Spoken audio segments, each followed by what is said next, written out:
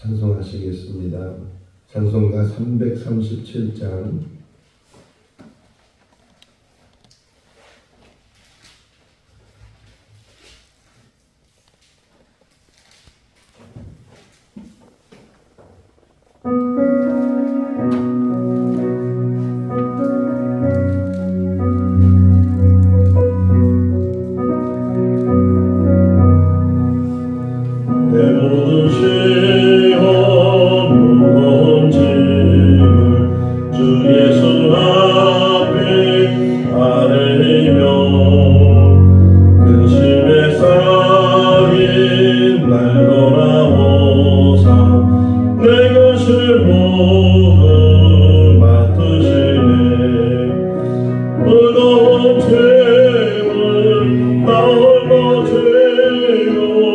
견디다 못해 쓰러질 때 불쌍히 여겨 구원해 주님 은혜의 주님 오직 예수 내 모든 괴로움 닥치는 환난 주 예수 앞에 아뢰며 주께서 죄인 발굴해 주사 넓으신 사랑 베푸시네 무거운 짐을 나홀로 죄고 견디다 못해 쓰러질 때 불쌍히 여겨 구원해 주님 은혜의 주님 오직 예수 내 짐이 점점 무거워질 때 주 예수 앞에 아뢰며 주께서 죄인 발굴해 주사 내 배신 짐을 져주시네 무거운 짐을 나홀로 죄고 견디다 못해 쓰러질 때 불쌍히 여겨 구원해 주님 은혜의 주님 오직 예수 마음의 시험 무서운 죄를 주 예수 앞에 아뢰며 예수는 나의 능력이 되사 세상을 이길 힘주시네 무거운 죄를 나홀로 죄도 견디다 못해 쓰러질 때 불쌍히 여겨 구원해 주님 은혜의 주님 오직 예수 마태복음 10장 16절에서 23절 말씀입니다. 마태복음 10장 16절에서 23절 말씀 보라 내가 너희를 보내니 양을 이리 가운데로 보낸 것 같도다. 그러므로 너희는 뱀같이 징해롭고 비둘기같이 순결하라. 사람들을 삼가라. 그들이 너희를 공화에 넘겨주겠고 그들의 회당에서 채찍질하리라. 또 너희가 나로 말미암아 총독들과 임금들 앞에 끌려가리니 이는 그들과 이방인들에게 증거가 되게 하려 하심이라. 너희를 넘겨줄 때에 어떻게 또는 무엇을 말할까 염려하지 말라. 그때에 너희에게 할 말을 주시리니 말하는 이는 너희가 아니라 너희 속에서 말씀하시는 이 곧 너희 아버지의 성령이시니라. 장차 형제가 형제를 아버지가 자식을 죽는 데에 내주며 자식들이 부모를 대적하여 죽게 하리라. 또 너희가 내 이름으로 말미암아 모든 사람에게 미움을 받을 것이나 끝까지 견디는 자는 구원을 얻으리라. 이 동네에서 너희를 박해하거든 저 동네로 피하라. 내가 진실로 너희에게 이르노니 이스라엘의 모든 동네를 다 다니지 못하여서 인자가 오리라. 아멘. 할렐루야. 예수님 시대에 행복한 사람들이 누구일까? 오늘 새벽에 일어나서 이렇게 한번 생각해봐서 어떤 사람이 예수님 시대에 행복한 사람일까? 어떤 사람일 것 같아요? 어떤 사람? 여러 종류의 사람들이 있을 수 있겠죠. 병을 고침을 받은 사람이 있을 테고. 근데 제가 생각할 때 정말 행복한 사람들은 예수님의 제자들이 아닌가. 그 많은 사람들 가운데서 예수님께서 10장 1절에 보니까 부르셨다 그러잖아요. 먼저 택해 주셔서 고개를 잡고 있는 사람은 예수님에 무슨 관심이 있겠어요. 그런데도 그를 부르셔서 제자를 삼아주시고 또 세금을 걷고 있는 그 앉아있는 길에 앉아있는 레위를 부르셔서 또 제자로 삼으시고 이렇게 한 사람 한 사람 부르셔서 제자를 삼으시고 3년 동안 그들과 동고동락 같이 먹고 같이 자고 같이 여행을 하고 이런 일들을 예수님이 그 제자들과 하셨으니 얼마나 행복한 사람들일까. 지금도 우리 신앙생활하면서 어떤 분은 기도하잖아요. 예수님 음성만 한번 들어도 소원이 없겠다. 예수님 한번 만나보기만 해도 소원이 없겠다. 이런 생각이 들 텐데 예수님의 제자들은 예수님과 같이 예수님이 주시는 떡을 예수님이 주시는 잔을 먹고 마시는 그런 삶을 이 제자들이 살았으니 얼마나 행복하겠는가. 그리고 특별히 예수님께서는 그 제자들을 훈련시키시고 그리고 이제 2명씩 짜그해서 전도하도록 보내시잖아요. 그 전도하도록 보내실 때의 그 마음 심정이 어땠는가를 16절에서 이야기를 하고 있어요. 양을 이리 가운데 보내는 것처럼 예수님의 심정이 지금 훈련은 시켰다고 하지만 제대로 다 훈련받은 것도 아니고 또 예수님의 사역에 맞춰진 것도 아니기 때문에 뭘 증거해야 되는지 뭘 전해야 되는지 잘 알지 못하는 그런 제자들을 세상으로 보내려고 하니까 그것도 큰 어려운 문제지만 세상 자체가 표현이 뭐냐면 일이라고 표현하잖아요. 그 이리들 가운데 양을 보내는 것처럼 그런 심정으로 지금 제자들을 보내고 있다. 이 이야기에 생각나는 쉽게 생각나는 예화가 한 4살, 3살 된 아이가 물가에서 놀고 있어요. 그럼 부모 심정이 어떨까요? 그냥 아무 상관없이 그냥 잘 놀아라 하고 그냥 내버려 두게 아니면은 더 걱정하고 염려하고 그죠? 혹시나 물에서 어떤 문제가 생길까봐 물에 빠질까봐 더 깊은 물에 들어갈까봐 그렇게 걱정하는 것처럼 지금 예수님이 제자들을 보내지만 그 제자들을 보내는 심정이 좀 그렇다는 게 세상이 이리와 같고 그 세상에 있는 사람들이 이리와 같은데 그 일은 얼마나 사나워요. 그리고 이 일에는 먹잇감이 생겼다고 막 달려들고 잡아먹으려고 하는데 근데 또 예수님이 보내는 제자들은 양과 같다는 거예요. 얼마나 순진한지 제대로 자기 처신도 제대로 못하는 그런 양의 모습을 가지고 있는데 이런 세상 속에서 지금 하나님의 사람들을 우리들도 똑같아 2000년이 지난 지금도 예수님이 보실 때 하나님이 보실 때는 정말 이 세상이 이리같이 드글드글 하는 그런 세상 속에서 하나님을 믿는다고 하는 그런 성도들을 보면 꼭 양처럼 그런 모습들을 이제 가지고 있을 텐데 그럼에도 불구하고 그런 환경 속에서 어떻게 처신을 해야 되는가 그게 그 다음이죠. 우리가 잘 알고 있는 것처럼 뱀처럼 지혜롭고 비둘기처럼 순결하나.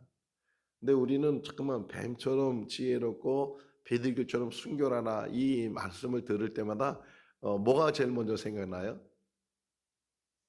네? 뱀이 생각이 나고 비둘기가 생각이 나잖아요. 지금 주님의 핵심은 지혜롭게 처신을 하고 순결하게 처신을 하라. 요게 더 중요한데 우리 자꾸만 이 왜 예수님은 이 뱀이라는 말을 쓰면서 뱀은 그렇게 좋은 짐승이 아니잖아요. 아까 얘기한 것처럼 선악과 문제를 비롯해서 이 뱀은 지금도 우리는 다 징그럽다고 생각하고 무섭다고 생각하고 어느 길을 가다가 뱀을 만나 얼마나 놀래겠어요. 소자한테 놀라.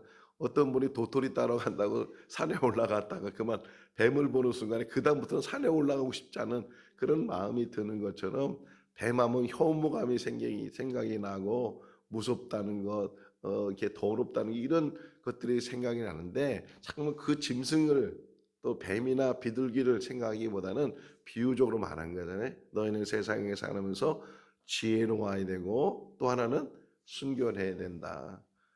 근데 또 요게 중요해요. 우리가 음식을 만들 때에 요즘은 레시피가 많이 나와 있는데 뭐 유튜브나 아니면 인터넷 통해서 보면 그 몇 숟갈 몇 숟갈 뭐 얼마큼 이렇게 있잖아요.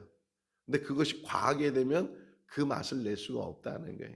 그러니까 거기에 맞춰서 우리가 분량을 맞춰서 뭘 집어넣고 그래서 조화를 이루어서 맛있는 음식을 만드는 것처럼 지혜는 있는데 순결함이 없다든가 또 순결함은 있는데 지혜는 없다든가 그러면 안 된다는 거예요. 그러니까 우리가 지금 살아가면서 이 두 가지가 있는가, 지혜가 있는가, 또 하나 순결함이 있는가, 이 두 가지를 가지고 있어야 그나마요. 그나마 세상을 살아가는데 처신을 잘할 수 있게 된다. 지혜는 뭐예요? 솔로몬이 구한 것처럼 지혜는 분별력이에요. 분별력이고 그리고 선과 악을 구분할 수 있는 그게 지혜거든요. 그런 지혜가 있지 못하면 그러면 내가 지금 무엇을 하고 있는지도 모르고서 내가 지금 악을 행하는데도 그 악을 행하는 것을 깨닫지 못하면서 생활할 때가 있고 그러니까 지혜라는 게 분별력이고 그러니까 지혜의 근본이 뭐라고요? 하나님을 아는 것이다. 그러니까 이 세상 살아가면서 가장 큰 지혜가 뭐냐? 하나님을 아는 것이다. 철학적으로도 그런 얘기를 해요. 철학의 가장 중심이 뭐냐면 내가 누구인가거든요. 내가 누구인가. 이 세상의 근원이 뭔가 이런 것들이 철학의 시작이 되는데 신학은 또 달라요. 신학은 내가 누구인가보다 먼저 앞서는 것이 하나님이 누구신가. 하나님이 계신가? 계시다면 어떤 분이신가? 그 하나님과 나의 관계는 어떤 관계인가? 하나님을 알게 될 때 나를 아는 것처럼 이 지혜는 분별하는 것이고 하나님을 아는 것이고 그런 지혜를 가져야 되는데 이 지혜만 있으면 사람이 지혜만 가지면 다 되는가? 그렇지 않아요. 지혜를 솔로몬이 마지막 넘어진 게 뭐예요? 지혜를 잘못 사용한 거잖아요. 지혜를 가지고 있지만 그 지혜가 오히려 그를 넘어뜨리는 장애가 된 것처럼 지혜만 있으면 안 되고 순결함이 있어야 된다. 마지막 뒷부분에 22절 말씀에 보게 되면 너희가 환난을 당하고 미움을 당하고 세상에서 어려움을 당하지만 그럼에도 불구하고 끝까지 견디는 사람을 구원을 받게 된다. 이 끝까지 견딜 수 있는 게 순결함이에요. 오직 하나님만 믿고 하나님만 의지하고 넘어지는 게 아니에요. 그냥 결단했잖아요. 예전에 저희 가정도 보면 우리 어머니, 우리 외할머니 같은 경우는 아주 전에 아주 깊이 들어가 계신 분이고 또 그래서 우리 어머니 역시도 처음에는 이 불교 신자였다가 결혼하고 나서 저 낳고 제가 한 3살, 4살 될 때 주인집 아줌마가 전도를 해서 그때부터 이제 교회를 다니시고 우리 따라가고 그래서 이제 제가 목사가 되고 그랬는데 그렇게 신앙적으로 하나님을 섬기지 않았던 그런 삶 속에서 하나님을 만나게 되고 참 감사한 일은 끝까지 그 신앙을 붙들고 사셨던 우리 어머니의 모습. 우리 아버지는 그렇게 신앙에 대해서 관심 무신론자였는데 그렇게 어머니 전도하고 그러다가 후에 이제 아버지도 이제 교회 나오시고 집사 되시고 근데 나중에 제가 이렇게 생각해 보면 먼저 된 자가 나중되고 나중된 자가 먼저 된다고 그 느낌이 있었던 아버지가 더 열심으로 더 순수하게 신앙생활했던 그런 모습도 생각이 나는데 어쨌든 이 땅에 사는 날 동안 이 순수함, 순결이라는 게 뭐예요? 끝까지 정조를 지키는 거잖아요. 끝까지 믿음을 지키고 흔들림이 없이 끝까지 어떤 어려움이 있어도 어떤 박해가 있어도 어떤 미움을 당해도 흔들림이 없이 하나님만 의지하는 그런 믿음으로 끝까지 나가는 우리들 될 수 있기를 바랍니다. 그래서 어쨌든 내가 지금 너희를 보내는데 물론 10장 1절을 보면 자세히 보시면 부르시고 또 그들에게 권능을 주셨다는 말이 나요. 권능을 주시고, 그러니까 그 어떤 문제들을 해결할 수 있는 힘이에요. 어떤 문제들은 만약에 병자를 만나면 병을 치료해주고 귀신 들린 사람 만나면 귀신을 내쫓고 이런 능력을 이제 주시지만 그럼에도 불구하고 세상에 얼마나 악하냐. 제가 가끔 요즘은 이제 TV도 잘 안 보는데 TV를 볼 때 이 동물에 대한 이야기를 많이 동물의 왕국이나 뭐 이런 동물에 대한 다큐 이런 것들을 많이 보게 되는데 제일 많이 나오는 게 사자들이더라고요. 사자들은 뭐 이렇게 많이 보여주는데 사자 이야기가 많이 나오는데 사자들이 이 뭐 들소나 또는 어떤 뭐 사슴이나 이런 그 동물들을 잡을 때의 방법이 있어요. 무리를 때려지고 가면은 아무리 사자가 힘이 강하고 사나워도 잡지를 못해. 그들이 쓰는 전략이 뭐냐? 하나를 떨어뜨리는, 고립시키는 거야. 하나를 고립시키고 다 무리들이 갈 때 한 마리를 타켓을 두고 그 한 마리가 고립되도록, 고립되다 보면 어디로 가야 될지도 모르고 이제 힘도 없고 그러다 보니까 이 사자를 협권해가지고 그 한 마리 고립된 그 짐승을 잡아먹는 그런 장면들이 굉장히 많이 나오거든요. 좀 1위 안에 한 마리 양이 있다고 생각해 보세요. 이 이리들이 얼마나 달려들고 얼마나 그냥 그 노리겠어요. 틈만 있으면 그 양을 잡아먹으려고 하는 그런 모습처럼 이 세상은 언제든지 우리를 넘어뜨리려고 한다는 거예요. 목사가 됐으니까 절대로 안 넘어질 거야. 뭐 교회 직분자가 됐으니까 절대로, 그거는 정말 자기 생각이에요.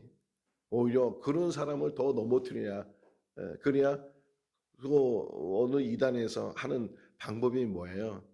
목사님을 넘어뜨리고 장로님을 그래야 교회가 무너지게 하는 것처럼 사단의 전략이 그거잖아요. 더 우리가 직분자일수록 중직자일수록 항존직자일수록 더 조심하지 않으면 나한 사람은 무너지는 것이 아니고 가정이 무너지게 되고 더 나아가서는 교회가 무너지게 된다. 그렇기 때문에 더 지혜가 뭔지 순결함이 뭔지, 순결하는 것은 지혜는 어떤 면에서는 여러 방법들을 생각해내는 일이고 분별하는 일이지만 순결함은 또 어떤 면에서는 하나만 붙들고 있는 거야. 하나만. 그러니까 순결함만 있으면 당할 수밖에 없잖아요. 당하는 일들을 하게 되는데 그 한 가지를 붙들어서 순결함을 가지고 결국은 드러나는 게 뭐냐? 순교하는 것. 그러니까 제자들이 다 순교하잖아요. 사도 요한만 빼놓고 그 나머지 제자들은 뭐 우리가 성경에 다 기록되어 있지 않지만 전설적으로 아는 이야기들을 보게 되면 뭐 도마는 인도에 가서 복음을 전하다가 순교를 하고 뭐 여러 제자들이 다 순교를 하게 되는데 그 뭐예요? 오직 믿음 하나만 붙들고 그들이 살았기 때문에 그런 순결함이 있었다라는 것을 우리가 생각해 볼 수가 있어요. 그렇게 가는데 지혜를 가지고 순결함을 가지고 그렇게 가는데도 불구하고 사람들이 넘어뜨린다. 그 다음에 17절 말씀에 보게 되면 사람들을 삼가하라 그러죠. 사람들이. 여러분 밤에 길을 가는데 누가 제일 무서워요? 사람이 제일 무서워요. 사람이 무서워요. 정말 무서운 게 사람이잖아요. 사람들을 삼가하라. 그렇게 잘해주는 것 같고 그렇게 친한 것 같고 그렇게 뭐 격없이 지내는 것 같고 그 사람이 무너뜨린 거예요. 뒷부분에 보게 되면요. 어느 정도냐. 21절 말씀에 보게 되면 형제가 형제를 아버지가 자식들이 아버지를 넘겨주기도 하고 이런 일들 지금 보세요. 그 사회 속에 그런 일들이 얼마나 많이 일어나고 있어요. 사람들은. 그래서 요한복음 2장에 보면 예수님께서 성전 이야기 끝난 다음에 성경에 표현한 게 뭐냐면 예수님은 사람을 의지하지 않았다. 사람을 의탁하지 않았다. 왜? 그러면서 설명한 게 사람은 알기 때문에. 사람은 항상 어떤 면에서는 계산적이고 자기 중심적이고 자기에게 이로울 때는 그렇게 가까이 지내고 살갑게 지내면서도 자기에게 좀 불리하고 손해보고 이런 일이 있으면 언제 그렇게 가까워지는 식으로 멀어지고 하는 그러한 일들을 보세요. 교회에서도 그런 일들이 일어나잖아요. 목회자들끼리 하는 얘기 중에 하나가 그렇게 친절한 사람을 조심해라. 교회에서 그렇게 친절한 사람이 결국 나중에 가서는 뒤에서 비수를 꽂기도 하고 이런 일들을 하니까 항상 사람을 보지 말고 사람을 의지하는. 그래서 사람을 경계한다고 해서 사람을 떠나서는 또 안 되잖아요. 같이 사는 그런 사회 속에서 항상 조심해야 되는데 그 사람들을 조심해라 그 의미잖아요. 근데 그 사람들이 너희를 붙잡아 가지고서 임금들에게 데려가고 이런 관리들에게 데려갔을 때 신고를 당하게 되고 어려움을 당하게 될 때, 그러면서 주님이 말씀하시는 게 뭐냐면, 그럴 때 너희들은 무엇을 말할까 염려하지도 마라. 할렐루야. 왜? 그 다음에 설명 여기 보시면 19절 20절 같이 읽어볼까요? 너희를 넘겨줄 때 어떻게 또는 무엇을 말할까? 그때 너에게 또 말하는 이는 너희가 아니라 너희 속에서 말씀하시는 이 곧 너희 아버지의 할렐루야. 하나님이 또는 예수님이 우리들을 보낼 때, 제자들을 보낼 때 여기 1절에서 권능을 주셨다 그런 말씀인데, 그 권능이 어디서부터 나오는 권능이에요?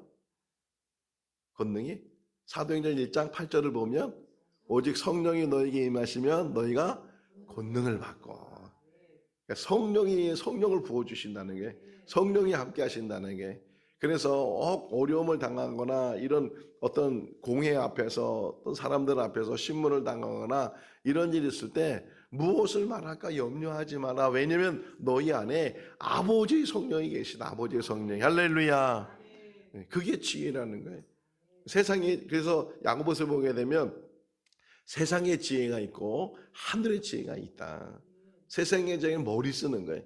어떻게 하면, 그래서 수단과 방법을 가리지 않고 그것을 모면하려고 하는 그런 어떻게 보면 악한 지혜인데, 그런 지혜가 아니고 하늘이 주시는 지혜인데, 그 하늘이 주신 지혜가 뭐냐? 성령을 통해서 주신다는 게.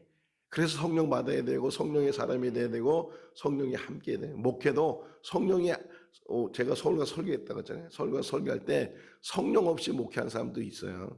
혹 제가 그런 사람일 수도 있다는 거예요. 40년 넘게 목회를 했지만 그게 무슨 소용이 있겠어요? 성령이 함께 하지 않는데, 하나님이 함께 하지 않는데, 살아계신 하나님께서 붙들어 주지 않으면 직업적으로 할 수 있고 수단적으로 할 수 있고 방법적으로 할 수 있지만, 성공적으로만 이렇게 막 치달을 수 있지만, 성령이 함께 하면요 성공하는 게 아니잖아요. 하나님의 뜻을 이루는 것이고, 하나님의 뜻을 십자가를 지고 가라면 십자가를 지고 가는 것이고, 그런 삶을 사는 것이 오히려 성공하는 건데, 사람들의 성공의 기준이 세상적이니까 뭔가 큰 교회를 이뤄야 되고 교인들이 많아야 되고 뭔가 목회에 저 사람 목회 성공한 사람이야 이런 말을 들어야 돼. 이게 진정으로 성공한 사람이 아니고 정말 소금이 되고 정말 세상에 녹아지고 세상에서 그 한 사람이 희생이 돼서, 그래서 하나님의 뜻을 이루어지게 되고 그를 통해서 다른 영혼이 구원받고, 이런 일들이 정말 성공한 거잖아요. 하나님 앞에 성공하는데, 그렇게 할 수 있는 사람이 누구냐? 성령이 임한 사람이. 그러니까 너희들이 무엇을 말할까 염려하지도 말고, 너희 안에 함께 하시는, 너희 속에 계시는 하나님의 성령이 함께 하실 거다. 그리고 제일 가까운 사람들 조심하라는 거예요. 여기 아까 22절 읽은 것처럼 형제가 형제를, 또 아버지가 자식을, 또 자식이 부모를 대적하는 일들이, 이게 마지막 말세 때 일어날 일들이 많이 있다는 게, 그런 일들 속에 요즘 보세요. 보험금 탄다고 남편을 죽이고 아내를 죽이고, 그리고 심지어는 자식들이 부모를 죽이고, 이런 세상에 지금 우리가 살아가고 있는데 항상 흔들림이 없이. 그래서 예수님의 이게 형제들이, 예수님의 어머니가 예수님을 찾으러 왔을 때 어떤 사람의, 예수님 밖에 지금 당신들의 동생이 있습니다 이렇게 얘기를 하니까, 누가 내 동생이냐, 누가 내 어머니냐, 혈육적으로 중요한 것이 아니고 아버지 뜻을 이루는 사람이 내 형제고 아버지 뜻을 이루는 사람이 내 어머니다. 할렐루야. 우리는 혈육의 관계가 아니지만 우리는 더 가까운 형제가 되고 가족이 되고, 이렇게 믿음의 어떤 관계를 이루는 것이 더 하나님 앞에서는 더 가까운 관계가 되는 줄로 믿습니다. 부부는 몇 촌이에요? 부부는 남이야. 점 하나 찍으면, 님자에 점 하나 찍으면 남이 된다고. 부부는 남이 될 수 있잖아요. 제일 가깝다는 표시이지만 또 제일 멀다는 표시가 될 수도 있는데, 하나님 안에서 우리가 만남이 더 부부보다 가까운 그런 만남이 되고, 형제는 이촌이잖아요. 하나 뛴단 말이에요. 부모를 거쳐서 생기는 게 촌수가 되는, 이촌이 되는 것인데, 그런 이촌보다도 더 가까운 촌수가 우리 교인 간의 성도의 촌수가 되는 줄로 믿습니다. 천국 가면 다 형제자매가 되는 거잖아요. 뭐 미국 사람이든 한국 사람이든 중국 사람 아무 상관없이 국적을 불문하고 다 하나님의 자녀가 돼서 우리가 함께 영원히 살게 되는 것처럼, 여기 형제가 형제를, 아버지가 자식을, 자식이 아버지를 대적하는 그런 일들이 일어날 때 그것 때문에 넘어지지 말라는 거예요. 그로 인해서 많은 사람들도 23절에 22절에 보면 많은 사람들로부터 너희가 미움을 받게 되지만 그러나 끝까지 견디는 사람이 돼. 할렐루야. 세상을 이기는 것도 마찬가지. 끝까지 견디는 사람이 이기는 거예요. 믿음도 끝까지 견디는 사람이에요.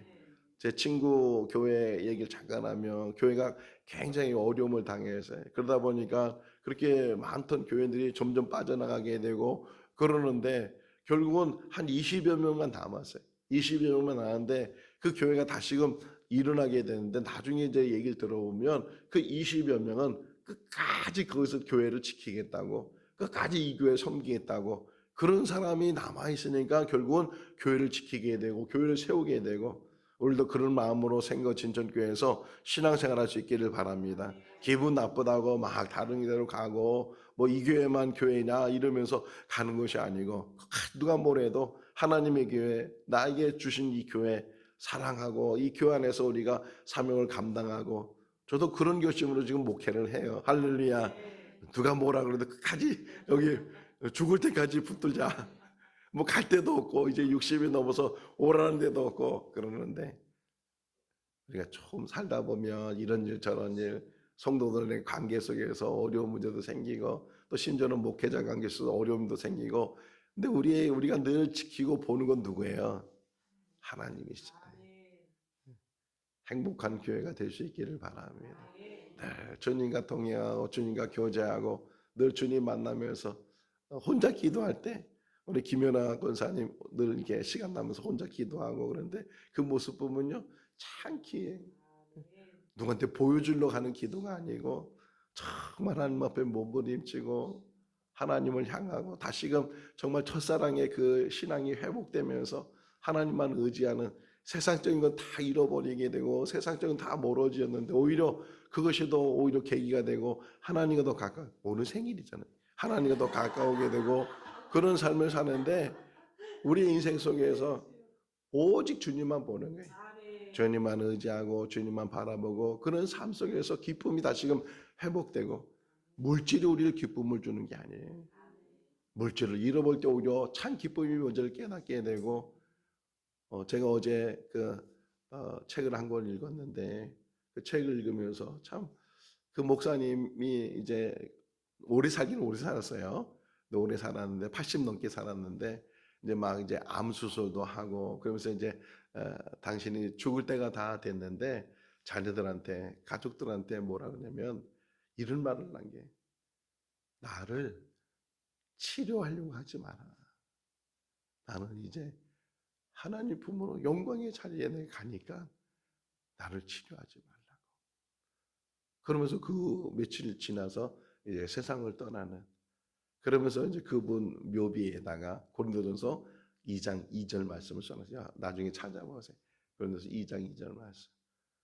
오직 주님의 십자가 외에는 주님 외에는 내가 알고 싶은 게 없다는 거예요. 오직 주님만 아는 지식. 그것이 가장 고상하다고 바울이 말하고 있는 것처럼 아직 이 땅에 사는 동안 때로는 병들 수도 있고 여러분 누가 며칠 전에 어떤 의사 선생님한테 내가 들은 얘기가 암 걸리는 게 어떤 면에서 축복이라는 거 안 걸리는 게 죽음을 예비할 수 있고 죽음을 통해서 사람들과 마지막 관계를 다시금 정리할 수 있고 갑자기 교통사고로 죽거나 갑자기 급사하는 그런 사람들보다는 오히려 그런 병이 생겨서 자기 삶을 마지막 정리를 하고 이것이 오히려 그 사람에게는 축복이 될 수 있다. 사람은 누구나 다 한 번씩 죽잖아요. 다 죽는데 여기서 뭐 이렇게 건강한 모습처럼 보이지만 저 역시도 언젠가는 병이 들 테고 때로는 중병에 걸려서 삶을 마칠 수도 있는데 그러나 또 우리에게는 소망이 있잖아요.